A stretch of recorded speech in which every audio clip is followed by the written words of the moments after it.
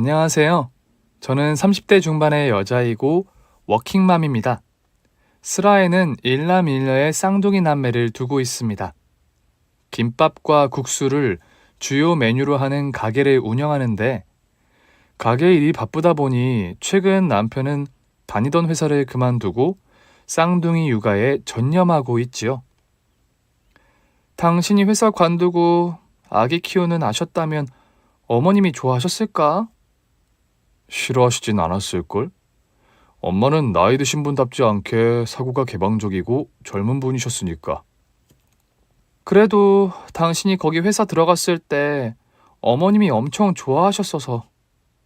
자기가 지금 가게를 이만큼이나 키워냈고 우리 둘이 행복하게 잘 사는데 당연히 좋아하실 거야. 제가 운영하는 가게는 사실 저희 시어머니께서 살아생전 운영하던 가게입니다. 처음 시어머니를 만나게 된 계기는 제가 인생 최악의 시기를 보내고 있던 때였어요. 제가요, 천의 고아나 다름없는 사람입니다. 태어날 때부터 고아원에 맡겨져 자랐고 부모님의 존재도 생사도 모르는 그런 고아였던 거죠. 어려서부터 고아원 생활을 했는데 중학교 올라갔을 즈음부터 고아원 내에서 저에 관한 따돌림이 시작되었어요. 너 재환 오빠하고 사귄다면서? 그게 무슨 말이야? 난 그 오빠랑 아무 사이도 아닌데? 헤, 이게 말간 얼굴로 거짓말하는 것 좀 봐. 너랑 사귀는 것도 아닌데 재환 오빠가 왜 멀쩡하게 수경이 고백을 거절하냐 말이야. 그게 지금 나랑 무슨 상관이라고 애먼 사람한테 덮어씌워. 난 재환 오빠한테 1도 관심 없으니까 너희들 알아서 하고 나 좀 귀찮게 하지 마. 희년 말하는 거 진짜 싸가지 없네. 애먼 사람? 너가 어떻게 애먼 사람이냐? 관심 없다면서 주일 학교 때마다 왜 재환 오빠 옆에서 얼쩡거리는 거야? 그건 주일학교 할 때에 어린애들 교리교사를 나랑 오빠한테 시켜서 그런 거잖아. 수경이가 뻔히 오빠 좋아하는 거 알면서 선생님이 시켰어도 네가 안 한다 했어야지. 눈치 없는 게 아니고 너 불어 그러는 거지? 진짜 아니라니까 왜들 그래? 따돌림의 시작은 사소한 말다툼과 또래 소녀들 사이의 질투, 뭐 그런 것이었습니다. 고아원 내에 좀 인기가 있는 오빠 한 명이 있었는데 그 오빠와 주일학교 교리교사를 제가 맡게 되면서 또래 여자아이들과 실랑이가 생겼죠. 전 그 오빠와 가끔 대화나 나눌 뿐 친한 사이도 아니었는데 말이 어떻게 와전된 것이었는지 그 오빠를 짝사랑하는 여학생을 중심으로 저에 대한 괴롭힘이 시작되었습니다.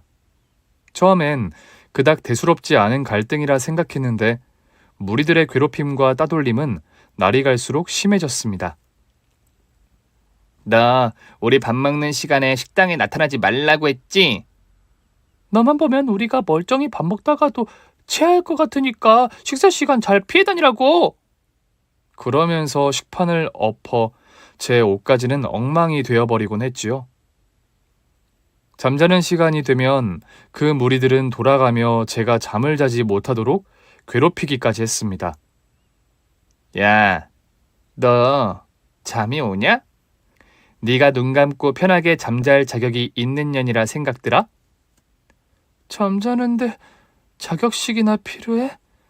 제발 나 좀 그만 괴롭혀. 니들 왜 그래? 친구가 좋아하는 오빠한테 꼬리친 죄라고 생각해라. 됐냐? 그런 거 아니라고 몇 번 말해. 사람이 아니라고 하면 제발 좀 믿어줘. 아니, 인연이 뭘 잘했다고 울어? 그러면서 선생님이 안 보는 곳에서 한도 끝도 없는 무리들의 집단 구타가 이어졌습니다. 그 아이들은 교묘하게 옷으로 감춰지는 부분만 골라서 절 때리곤 했어요. 겉으로는 최대한 멀쩡해 보이게 때리는 것도 조절하는 아이들이었죠. 하루 이틀도 아니고 전 이런 괴롭힘에 하루하루 지쳐갔습니다. 선생님을 찾아가서 제 사정을 얘기해 보았지만 뭔가 친구들끼리 오해가 있어 그러는 모양인데 지영이 네가 먼저 사과를 해보는 게 어떠니? 선생님, 제가 당하고 있는 일은 그렇게 사과를 하고 자시고의 문제가 아니에요. 게다가 사과라면 잘못한 것도 없이 제가 이미 몇 번이나 했고요. 그 애들도 뭔가 이유가 있으니까 너한테 그러는 거 아닐까? 네가 말한 애들이 딱히 고아원에서 문제를 일으키는 아이들도 아니라 선생님이 그 애들 불러 따끔하게 야단치는 거 말고는 딱히 방법도 없다.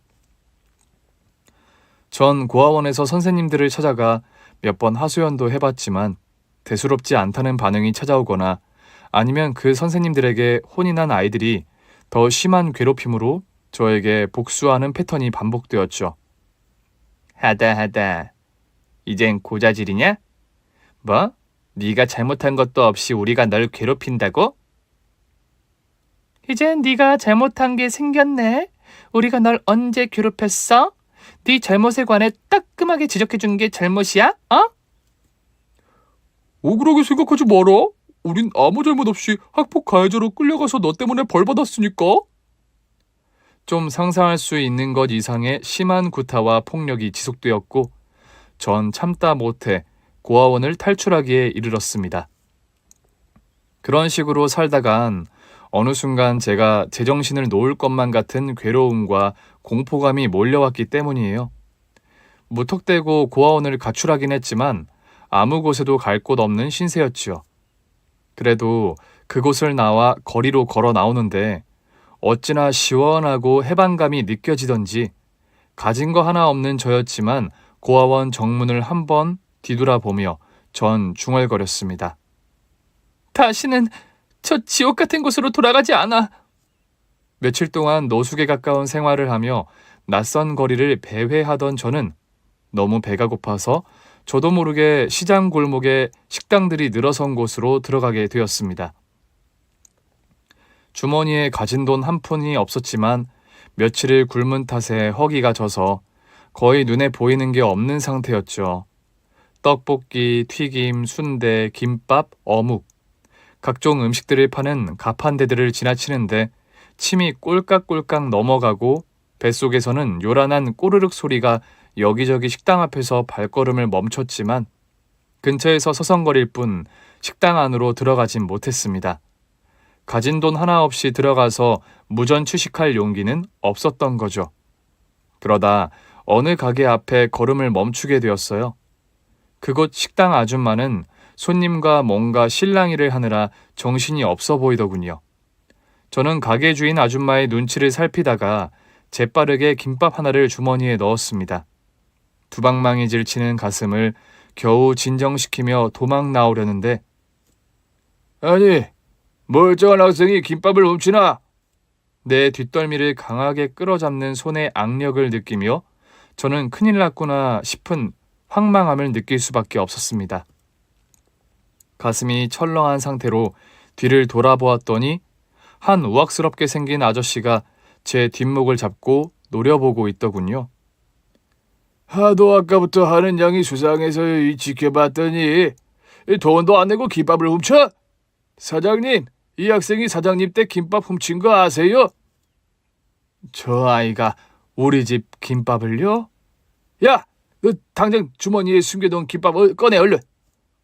아저씨는 노려보며 호통쳤지만 저는 너무 놀라고 무서워서 벌벌 떨 뿐 차마 주머니에 숨긴 김밥을 꺼내지 못하고 있었습니다. 이거 봐라. 뻔뻔하게 도둑질하고 버티시겠다. 그러면서 우악스럽게 제 주머니를 마구 뒤지더니 김밥 한 줄을 기어이 꺼내놓는 아저씨였죠. 이거 보세요. 내가 얘가 김밥 훔치는 거 봤다고 분명 말씀드렸잖아요. 오해세요. 그 김밥 훔친 거 아니에요. 뭐라고요? 내가 이 두 눈으로 똑똑히 봤는데요. 이 여학생이 김밥 슬쩍 채가서 지 주머니로 넣는 거요. 내가 그냥 한 줄 먹으라고 한 거예요. 이 학생이 워낙 우리 집 단골이라 그냥 서비스로 준 거라고. 전 너무 놀라 식당 주인 아줌마와 그 아저씨를 번갈아 쳐다보았죠. 뭔가 말을 하려는 저에게 그만하라는 듯 저지하는 듯한 눈빛을 보내는 아줌마였습니다. 아닌데. 내가 분명히 봤는데. 그건 훔치는 태도였는데. 아유, 참. 사장님도 제가 아니라는데 무슨 말씀을 그렇게 길게 하세요. 여러분들도 이제 그만 쳐다보세요. 내가 이 학생한테 김밥 그냥 가져가라 한 거예요. 웅성웅성 구경하던 사람들은 아주머니의 말에 다들 돌아갔고, 저를 도둑이라 욕하던 그 아저씨도 좀 멋쩍다는 듯 고개를 갸웃거리며 돌아갔지요. 아주머니, 정말로 죄송합니다. 제가 돈은 없는데 배가 너무 고파서 그만. 멀쩡하게 생겨갖고 왜 이러고 돌아다니니? 너 집에서 혹시 가출했어? 아니요, 집에서 가출한 건 아니고요. 일단 가게 안으로 좀 들어와 봐라. 네 행색을 보니 좋게 며칠을 굶어 보이는 것 같은데 우선 뭐부터 좀 먹자. 그렇게 말씀하시면서 저를 가게 안으로 데리고 들어가는 아주머니셨습니다. 아주머니는 가게 한 테이블에 저를 앉게 하고 국수와 김밥, 만두 따위를 가져다 주셨어요. 얼른 먹어. 아주머니, 저 그런데 음식값을 낼 돈이... 알고 있으니 우선 먹으렴. 저는 아주머니의 말이 떨어지기가 무섭게 허겁지겁 음식을 먹기 시작했습니다. 순식간에 아주머니가 가져다 준 음식을 접시 바닥까지 다 깨끗하게 비운 저였지요. 고등학생이 되어 보이나 마나 하는데 너 이러고 돌아다니는 거 부모님은 아시니? 전 부모님 없어요. 고아원에서 살다가 최근에 그곳에서... 아직 고아원 나올 나이는 안 된 것 같은데. 전 아주머니께 그간 고아원에서 있었던 일들을 세세하게 털어놓았습니다. 네 상황을 말씀드렸는데도 고아원에서 별 조치가 없었고, 선생님들이 그 아이들을 혼내줘도 더 심하게 저만 괴롭히는 일이 반복되어서 더는 그곳에 있는 게 너무 힘들어서 뛰쳐나왔어요. 아주머니는 저를 안쓰럽게 쳐다보시더니 그렇게 말씀하셨습니다. 그럼 한동안 아줌마 가게 일 좀 도와줄 수 있어? 저기 가게 구석에 작은 방 한 개가 있는데 불편하지 않으면 거기서 네가 생활해도 돼. 아주머니, 정말이에요? 저 진짜 여기서 일해도 돼요? 일단 한동안만 그렇게 해보고 앞으로 거취는 천천히 결정하는 것으로 하자. 전 친절한 아주머니의 호의로 시장 김밥집에서 일도 하고 가게 한켠의 쪽방에서 생활할 공간도 얻게 되었습니다. 여기 김밥 세 줄하고 떡볶이 1인분이요. 네, 여기 음식 나왔습니다. 어린이한테는 저희 떡볶이가 좀 매울 수 있는데 어묵 국물 좀 가져다 드릴까요? 그래주면 고맙죠. 새로 온 알바생인가 봐? 네, 친절하고 싹싹하지요? 그러게, 어린 친구가 일도 잘하고 센스가 있네. 전 가게 일에 빨리 적응을 했고 손님 상대하는 일도 제법 능숙하게 해내는 편이라 아주머니가 좋아하셨습니다. 한동안 머물며 제 거취가 결정될 동안만 가게 일을 도울 예정이었는데 저와 아줌마는 서로 합이 좋았고 또 워낙 아주머니가 저를 친딸처럼 다감하게 잘 대해주셔서 저는 성인이 될 때까지 그 가게에서 일하게 되었어요. 지영아, 네가 가게 일을 도와줘서 아줌마는 고마운데 너 학교도 안 다니고 이렇게 가게 일만 하는 게 마음에 걸린다. 아주머니, 전 원래 공부에 그닥 소질이 없어서 원래 대학 갈 생각 같은 거 없었는데요. 요즘 대학이야 필수가 아닌 선택이니까 뭐라 강요할 순 없지만 그래도 고등학교는 졸업해야지. 안 그래? 전 아주머니의 권유로 고등학교 검정고시를 공부하게 됐고 고등학교 졸업장도 취득하게 되었습니다. 아주머니, 저 덕분에 검정고시 합격했어요. 공부하기 여러모로 지원해 주셔서 정말 감사드려요. 아니다. 네가 학교 안 다니고 가게 일만 하는 거 안 그래도 마음에 쓰였는데 다행이다. 이참에 대학 입시도 슬슬 준비해보는 거 어때? 저도 고민 안 해본 건 아닌데 딱히 전공하고 싶은 분야도 없고 전 아주머니처럼 장사해서 빨리 사장님 소리 듣고 싶은데요. 뭐라고? 참, 네 꿈이 확고해서 좋긴 하다만 장사가 보통 힘든 일이 아닌데 정말 하고 싶어? 네, 옆에서 아주머니 하는 거 보고 배우면서 제가 장사에 적성이 맞다는 거 더 잘 알게 됐어요. 전 그렇게 가게의 쪽방에 기거하며 아주머니의 장사를 도우며 하루하루 열심히 살아가고 있었습니다. 그러던 어느 날이었죠. 가게가 쉬는 날이었고 전 아주머니와 함께 동네 목욕탕에 다녀오는 길이었습니다. 엄마, 어디 다녀오셨어요? 아니 아들, 연락도 없이 어쩐 일이야? 가게 앞에 웬 잘생긴 청년 한 명이 군복 차림으로 서 있는 겁니다. 엄마, 나 오늘 군 제대했어요. 미리 말씀드리려고 하다가 엄마 그럼 괜히 가게 문 닫고 저 보러 오신다고 고생하실까봐. 아무리 그래도 그렇지. 전역하는 걸 엄마한테 말 안 하면 어떡하니? 이렇게 무사히 전역하면 됐죠. 뭐 안 그래요? 그런데 엄마 뒤에 아가씨는 누구예요? 아줌마의 아들이라는 남자가 저를 멀뚱히 쳐다보더군요. 얼마 전부터 엄마 가게에서 일하는 아가씨야. 인사 나눠라 서로. 안녕하세요. 박지영이라고 합니다. 안녕하세요. 하성민입니다.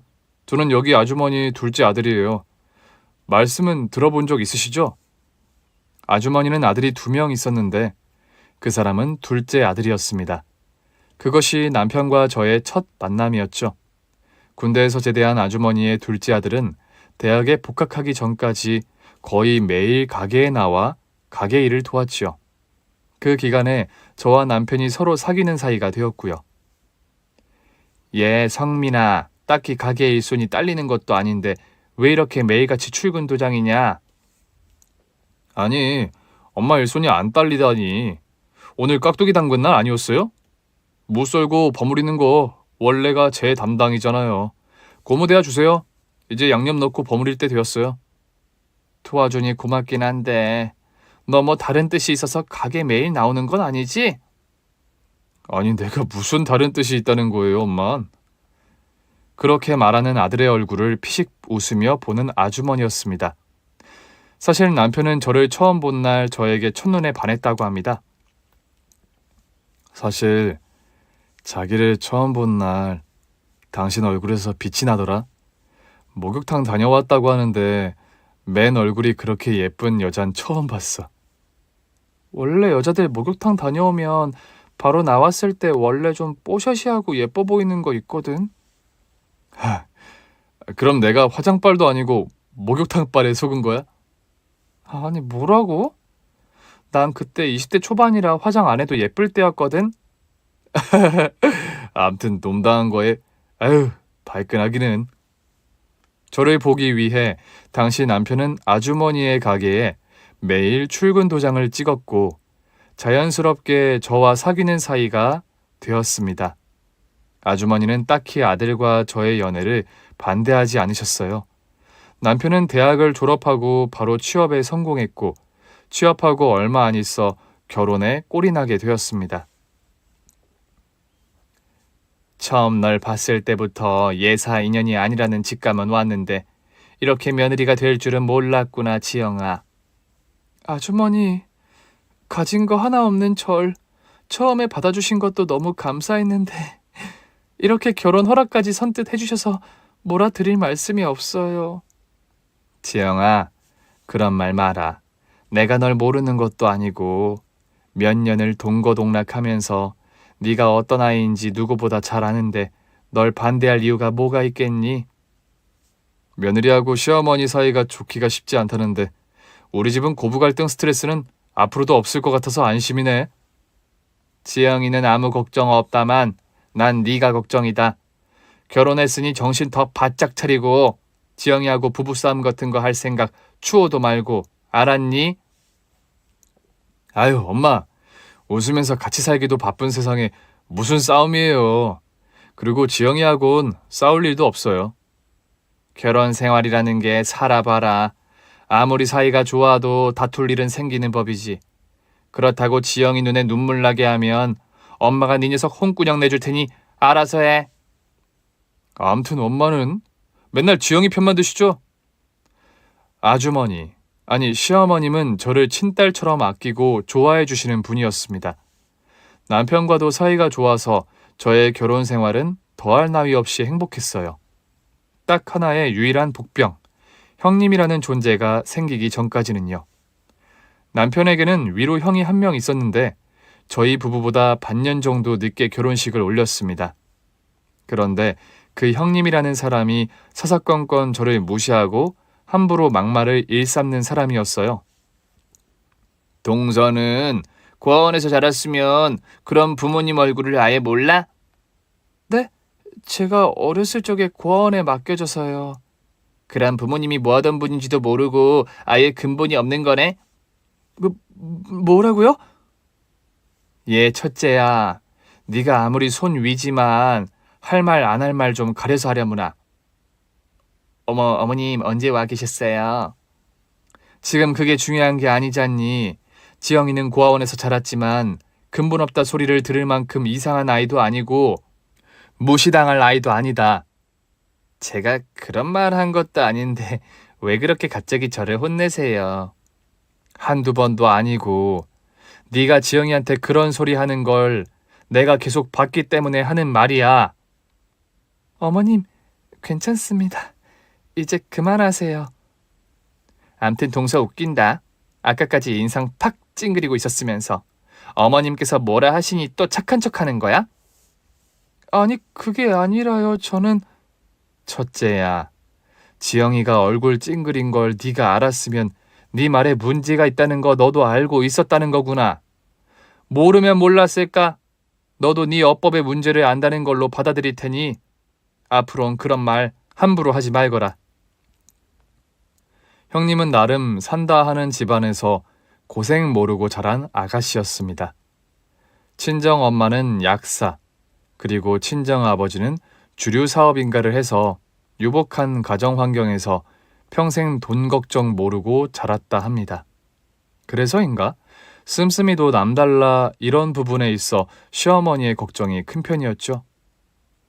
큰애가 지영이 너 10분의 1만큼만 알더라도 걱정이 없을 텐데. 어머님, 무슨 일 있으셨어요?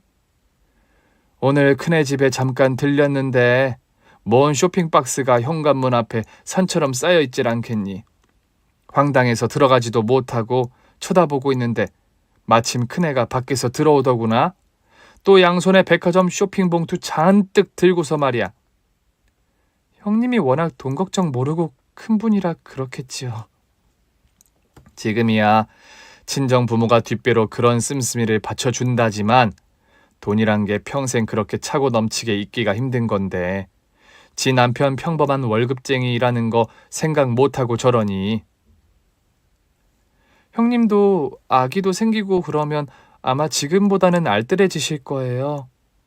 그럼 좋다만 씀씀이라는 게 어디 하루 이틀에 고쳐지는 거니? 그렇게 형님에 관해 걱정하는 소리를 하는 시어머니셨습니다. 하루는 시어머니 심부름으로 형님네 집에 반찬을 가져다 주고 돌아오는 길이었어요. 형님네 집 밖으로 나왔다가 저는 깜빡 잊고 휴대폰을 집에 두고 나왔다는 사실을 깨달았죠. 다시 형님네 집으로 갔는데 마침 현관문이 고리로 고정된 채 반쯤 열려 있어 저는 인사만 하면서 거실 안으로 들어갔습니다. 형님, 제가 휴대폰을 두고 나와서 다시 들어왔네요. 그러면서 부엌 개수대에 서서 뭔가를 하던 형님과 딱 얼굴이 마주쳤습니다. 저를 본 형님의 얼굴이 순간 굳어지더군요. 무척 당황한 낯빛으로요. 전 형님이 하는 양을 자세히 보게 됐고 깜짝 놀라고 말았습니다. 형님이 시어머니가 만들어주신 반찬을 그대로 음식물 쓰레기 봉투에 넣고 있었던 겁니다. 아니, 형님 금방 만들어 온 반찬을 왜 쓰레기통에... 하, 동서는 들어온다는 기척도 없이 사람이 갑자기 집에 들어오면 대체 어쩌자는 거야? 죄송해요.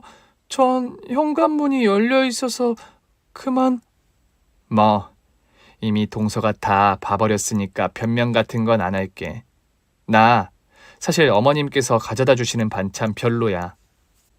그럴 거면 안 드신다고 가져오지 말라고 미리 말씀을 하시죠. 그런 말 했다간 남편이나 어머님이나 노발대발 하시니까 그렇지. 난 솔직히 집밥 해먹는 것도 별로고 이렇게 냄새나는 밑반찬들 냉장고에 쌓아두는 것도 별로라고. 네. 그럼 제가 잘 전달 드릴게요. 먹지도 않는 음식을 그렇게 매번 버리는 건 너무 아깝잖아요. 어이가 없네. 동서는 지금 아까운 게 대수야? 내가 야단 맞고 우리 부부 싸움하는 건 문제가 아니고? 저는 그런 말이 아니라 어머님께서 애쓰게 만드시는 건데 그걸 손도 안 대고 버리는 건 좀... 그러니까 누가 애초에 이렇게 바리바리 음식 만들어 갖다 달란 사람 있냐고. 난 집밥 만들어 먹는 스타일도 아닌데 이런 거 갖다 주시는 거 애물단지라는 거 좀 미리 눈치채실 수도 있는 거 아니야? 문제 안 생기게 제가 잘 전달 드릴 테니 걱정 마세요. 시어머니께서는 가게가 쉬는 날 겨우 짬을 내어 장조림이며 멸치볶음, 양념 불고기 따위의 반찬들을 가져다 주신 건데 이런 음식들을 손도 안 대고 고스란히 버려온 형님이었죠. 전 집에 가서 시어머니께 자초지정을 말씀드렸습니다. 어머님, 형님 댁에 반찬 가져다 드리는 거 그만하셔도 될 것 같아요. 아니 왜? 큰애가 내 음식이 맛이 없다더냐? 그게 아니고요. 형님네는 집밥 잘 안 해 드신대요. 어머님이 고생해서 만들어 가져다 줘봤자 거의 못 먹고 있다니 이제 반찬 만들어 가져다 주시는 거 그만하시는 게 좋을 것 같아요. 그랬으면 진작 좀 말을 하지. 그 애도 참. 어머님 정성이 있는데 죄송해서 그랬을 거예요. 어디 출근하며 직장 다니는 애도 아니면서 집밥을 안 해 먹는다니 탐탁치는 않구나. 요즘 젊은 사람들 집밥 잘 안 해 먹잖아요. 어머니 이해하세요. 넌 큰애보다 더 어려도 집밥 잘만 해 먹잖니. 라이프 스타일이나 삶의 코드랄까 그런 것이 저와 시어머니와는 정반대인 형님이었습니다. 그러던 어느 날 시어머니의 생신이 돌아왔고 저희 부부와 형님네 부부는 식당을 예약해서 가족 식사를 하기로 했습니다. 시어머니께서 평소 좋아하시는 한정식집에 예약을 해서 한참 식사를 하다 전 잠깐 화장실에 가려고 자리를 나왔습니다. 그런데 복도 한켠에서 형님이 누군가와 한참 통화를 하고 있더군요. 아 몰라. 오늘 시어머니 생일이라고 가족 식사 왔잖아. 호텔? 참나. 호텔 식당은 뭐 아무나 가니? 아무리 내가 돈 낸다고 가자고 해도 벌벌 떨며 그런데 절대 안 간다 얘. 뭔가 수준이 돼야 호텔 식당도 가는 거더라. 그래, 고기도 먹어본 놈이 먹는단 말이 괜히 나와? 우리 시어머니랑 동서가 딱 그 짝이란다. 매사 수준이 안 맞아서 내가 맨날 스트레스 받잖아. 전 그 복도를 지나가지도 못하고 어정쩡하게 뒤에 서 있다 다시 뒤돌아 서려는데 깜짝 놀라고 말았습니다. 시어머니께서 바로 제 뒤에 서 계셨거든요. 시어머니는 조용하란 신용을 하며 제 손을 잡고 자리로 돌아오셨습니다.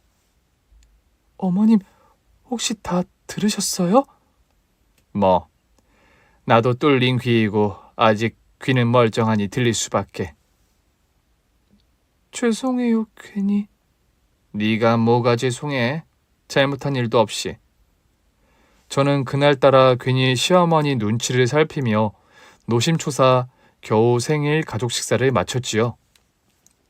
집에 돌아와 자리에 누우려다 시어머니 방에 잠시 가보았습니다. 아무래도 식당에서의 사건이 신경이 쓰였던 탓이었죠. 어머님, 잠드셨어요? 아직 아니야. 무슨 일 있니?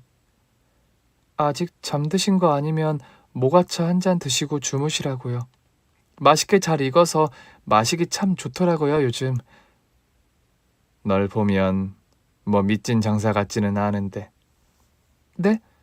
갑자기 그게 무슨 말씀이세요? 며느리 장사 말이다. 큰애는 영 아닌 애가 들어왔는데 지영이 너는 딸 같은 며느리니까. 어머님 낮에 많이 속상하셨어요? 뭐 큰애가 평소 하는 언행으로 보면 놀랄 일도 아니다. 우리 집을 자기네 친정보다 훨씬 처지는 집으로 생각하는 아이니까. 생각 없이 한 말인데 너무 신경 쓰지 마세요. 그 일 때문에 부러운 거니? 뭐 그냥 여차저차요. 자기 전에 어머님이랑 차 한잔 마시고 싶기도 했고요. 식당도 그렇고 내 생일이라고 용돈을 너무 많이 넣은 거 아니냐? 아이고 아니에요 어머님. 요즘 그 사람 승진해서 월급도 좀 올랐고 그 정도 용돈 못 드릴 형편이 아니니까 걱정 마세요. 다음부턴 생일이니 어버이날이니 너무 이렇게 챙기려 들지 마라. 젊은 부부가 한 푼이라도 빨리 모아야 집도 사고 기반을 잡지. 그래도 할 도리는 하고 살아야죠. 너는 젊은 애가 철 바뀐다고 옷 한 번 제대로 사 입는 걸 잘 못 봤는데 시어머니 생일이다 뭐다 너무 자주 챙기니 미안해서 하는 소리야.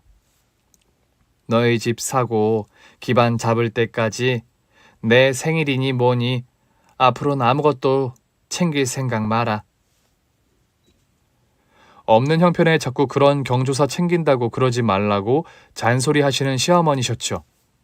제가 친정엄마도 안 계시고 부모님이 안 계셔서인지는 몰라도 전 시어머니가 정말 친어머니 같고 전혀 허물이 없었습니다.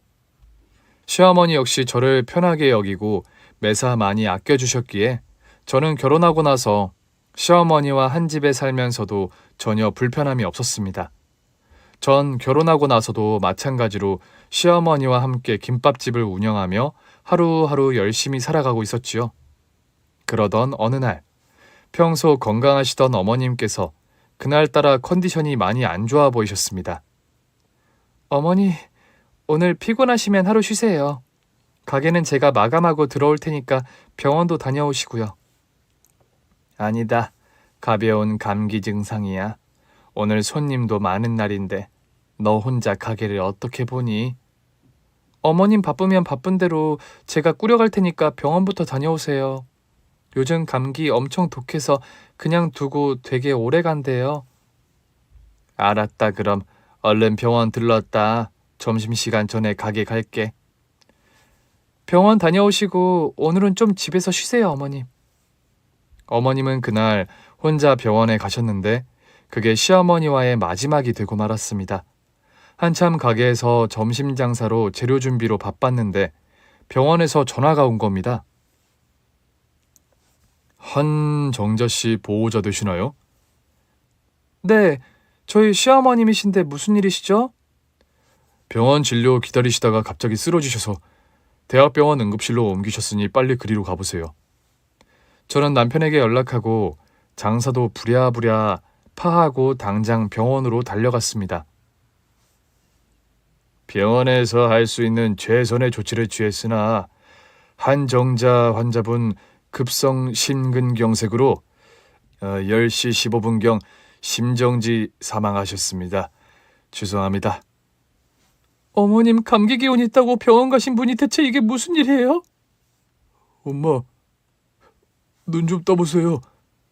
아침 식사 멀쩡히 같이 하고 저녁에 맛있는 거 해먹자고 하시는 분이 엄마, 이렇게 갑자기 돌아가시면 안 돼요.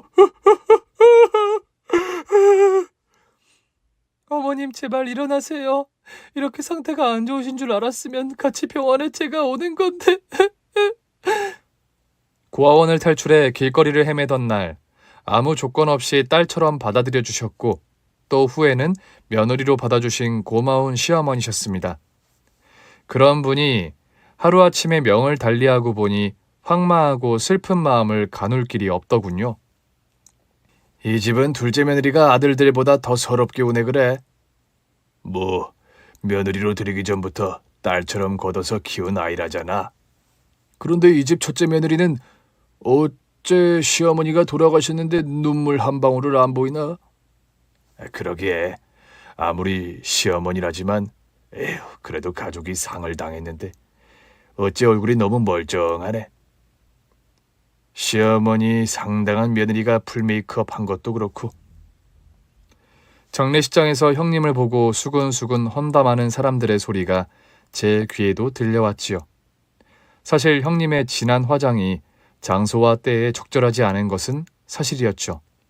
그러나 저나 남편이나 아주버님이나 너무 갑작스럽게 어머님이 돌아가셔서 이런 사소한 것에 신경 쓸 상황이 도저히 되지 못했지요.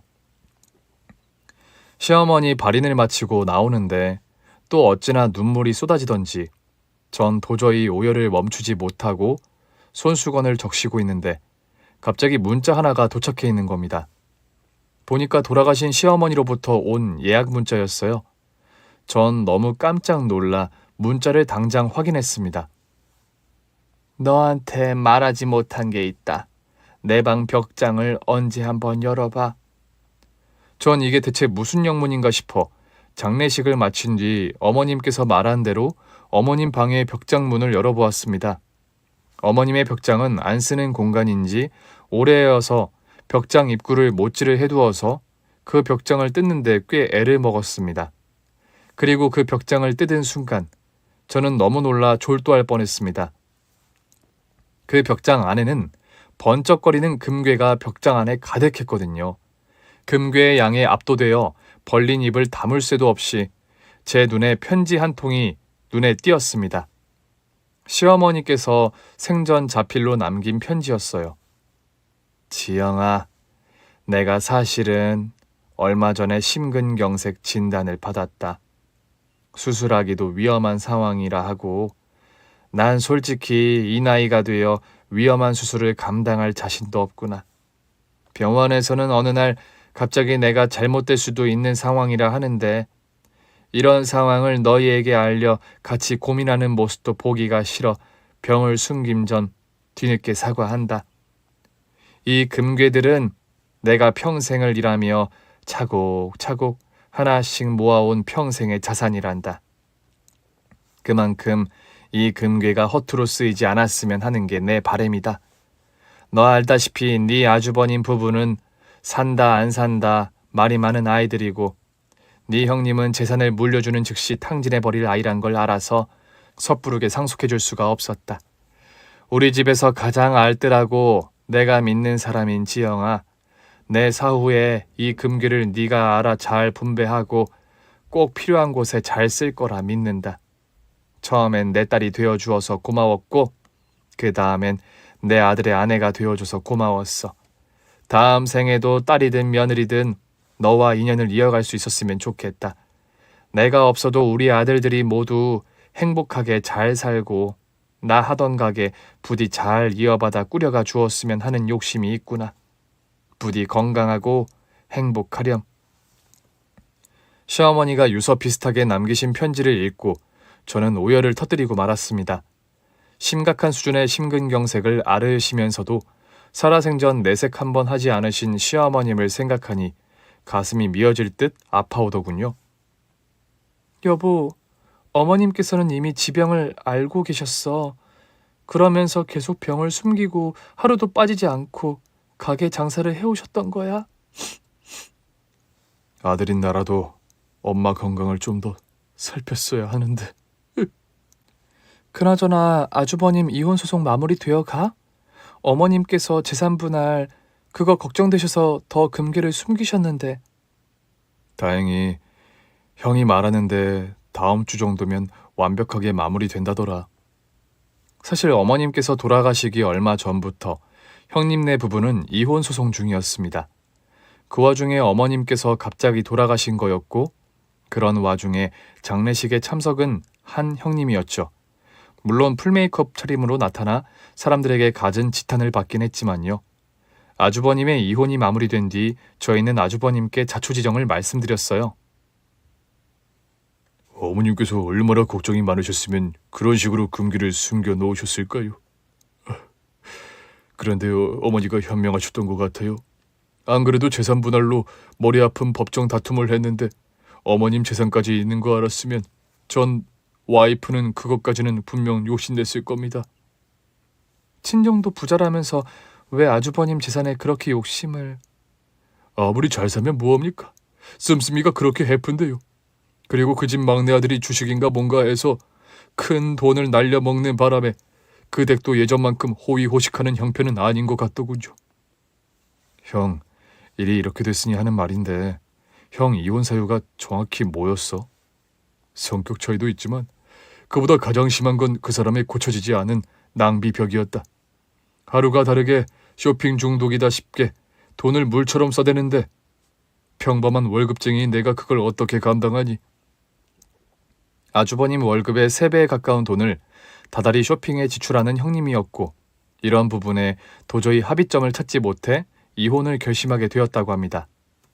게다가 사사건건 어머니를 비롯 우리 집을 무시하는 발언하는 거 한두 번도 아니고 그건 역시 인격적으로 참기 힘들었다. 저희 부부는 이혼한 아주버님께 어머님이 남기신 벽장 안의 금괴를 모두 보여주었습니다. 우리 엄마 살아생전 구두 한 켤레 예쁜 옷 한 벌 제대로 안 사입고 사철 낡은 내복으로 버티던 분이 이렇게 많은 재산을 모아두고 돌아가셨다니.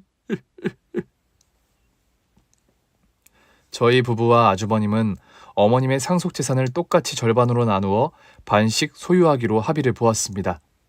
아주버님은 원래 계획하던 사업을 시작하셨고 저와 남편은 일단 청약을 계획했던 아파트를 구매했지요.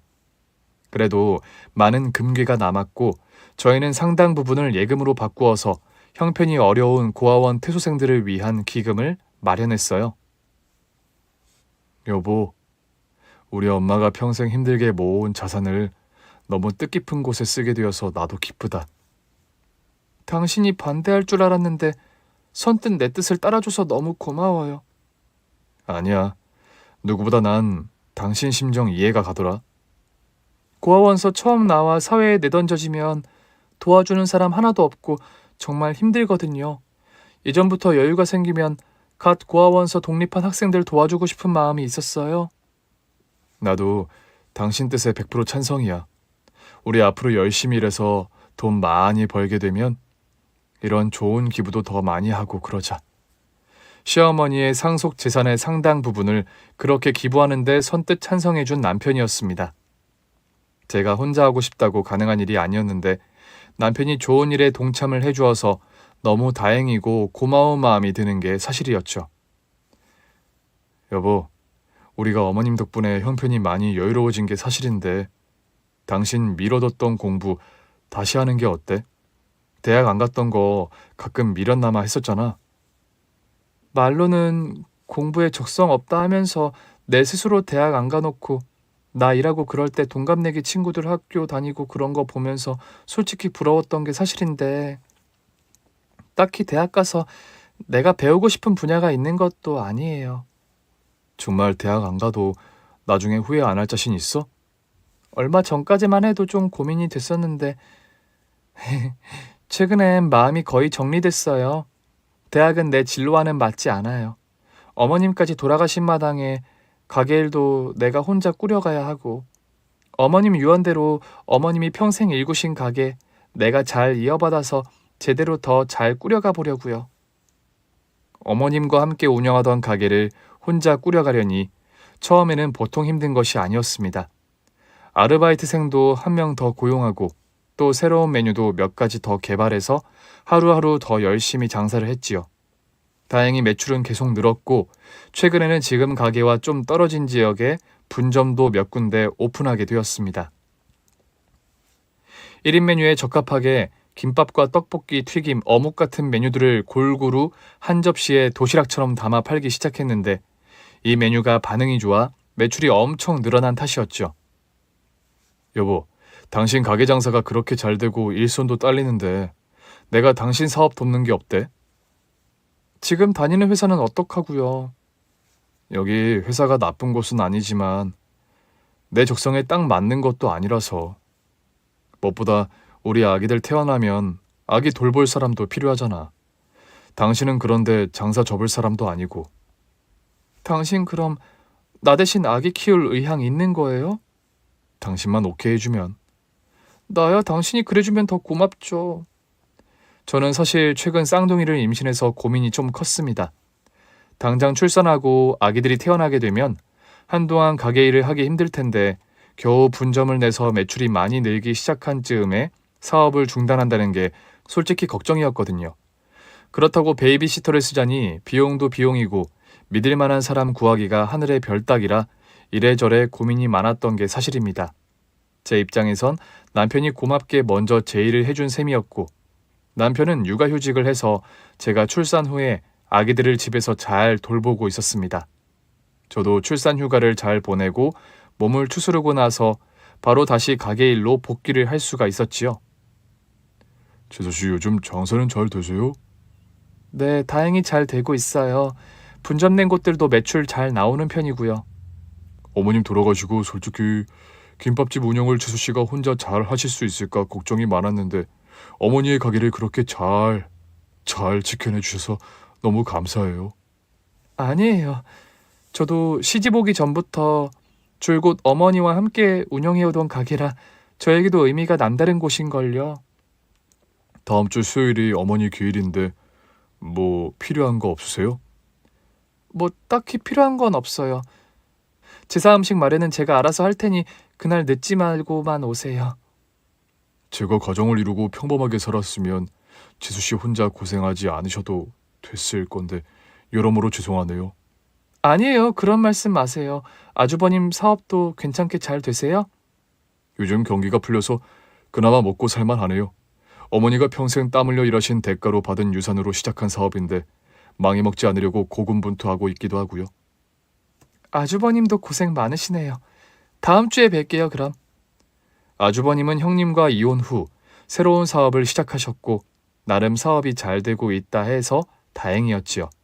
어머님께서 돌아가신 지 어언 3년, 3주기를 맞는 감회가 남다르더군요. 예전과 다르게 집안에 쌍둥이 아이가 있어 더 그런 느낌이 들기도 했습니다. 여느 날과 다르게 가게 문을 닫고 아침부터 일찍 제수 음식을 만드느라 동동거리는 하루를 보냈습니다. 평소 시어머니께서 좋아하시던 음식 위주로 제상을 차리고 제를 지내고 온 식구가 돌아가며 제상 앞에 절도 올렸지요. 제사를 피하고 제수 음식을 먹으며 도란도란 얘기를 나누는데 문득 시어머니께서 살아계셨다면 얼마나 좋았을까 그런 생각이 들더군요. 어머님이 원하시던 대로 큰아들 작은아들 모두 잘 살고 있답니다. 아주버님은 이혼은 하셨지만 그래도 새로운 사업이 잘 되어서 먹고 살만하다고 그런 말씀을 하세요. 저희 부부는 작년에 쌍둥이 남매를 낳아서 잘 키우고 있고요. 어머님 둘째 아들이 회사를 관두고 아기를 보는데 이거 가지고 혹시 탐탁지 않아 하실까 염려는 되네요. 그래도 어머님, 저희 같이 운영하던 김밥집이 장사가 점점 잘 돼서 근래에는 분점도 더 많이 늘었어요. 이 정도면 저 잘하고 있다고 칭찬해 주실까요? 저는 속으로 이런 말을 어머님께 드렸는데 마침 그날 밤 잠자리에 제 꿈에 소년이 나타나신 시어머니셨습니다. 시어머니께서는 아무 말 없이 흡족한 표정으로 웃으시며 제 머리를 한참이나 쓰다듬어 주시다 호련히 사라지셨죠. 아침에 일어나서 이게 무슨 꿈인가 묘한 기분에 사로잡혀 있는데 전화 한 통이 울리더군요. 여보세요? 땡땡김밥 사장 박지영 맞습니다. 쇼핑몰 식품관리팀장 김지훈입니다. 저희 쇼핑몰에 사장님 김밥집 입점을 추진하고 싶어 전화드렸어요. 시어머니께서 그렇게 꿈에 나타나신 바로 다음 날 저는 그런 대박 기쁜 소식을 접하게 되었네요. 조상님이 꿈에 나타나면 길몽이라더니 그 말이 딱 맞는 것 같다는 생각이 들었습니다. 어머님께서는 돌아가셨지만 보이지 않는 어느 곳에선가 저를 항상 지켜보고 계신다는 느낌이 듭니다. 사는 날까지 어머님께 부끄럽지 않은 며느리가 되도록 하루하루 더 최선을 다해 살아갈 생각입니다. 여러분의 하루도 늘 파이팅 하시길 기원해 봅니다. 긴 얘기 들어주셔서 정말 감사합니다. 오늘 준비한 사연은 여기까지입니다. 재미있게 들으셨다면 구독과 좋아요, 알림 설정까지 눌러주세요. 그럼 저는 다음 사연으로 찾아뵐게요. 오늘도 건강하고 행복하세요.